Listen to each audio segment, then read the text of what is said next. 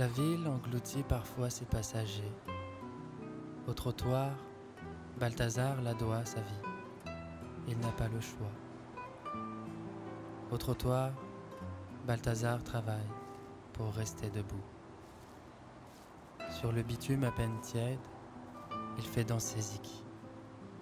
Virevolter Ziki. Exister Ziki. Invisible, Balthazar joue pour ceux qui passent sans voir. Enraciné dans le paysage urbain, il n'est qu'un arbre de chair. Une fois son maigre butin récolté, le soir venu, il rentre. Il rentre dans son atelier étroit, sa piaule. Il vit seul dans cette boîte, une pièce sans fenêtre, sans lumière, dans la pénombre. La marionnette doit encore tenir, au moins un jour de plus. Ziki alors s'assoit chaque soir sur l'établi, inerte et patiente. Il la répare du bout des doigts. Le pauvre pantin fut trouvé dans une benne, un jour de novembre. La vie de Balthazar ne tient finalement qu'au fil de ses mains. Épuisé, il s'endort encore sur l'établi, les paumes ouvertes comme des fleurs fanées.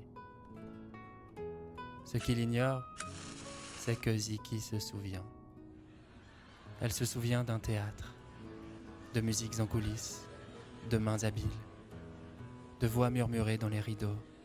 Elle se souvient de la lumière. Elle se souvient d'avoir été adulée, battue par les applaudissements. Et chaque nuit, alors que Balthazar dort, elle agit.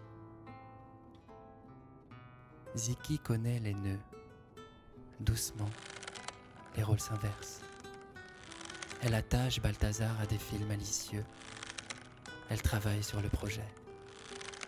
C'est pour eux qu'elle le fait. Un jour, il saura. En attendant, il doit travailler. Infernale ritournelle, au trottoir, Balthazar. 3 €, puis 2, puis rien. Au trottoir, Balthazar, il appartient. Le travail est presque terminé. Leur avenir tient à ce dernier fil. C'est pour eux qu'elle l'a fait.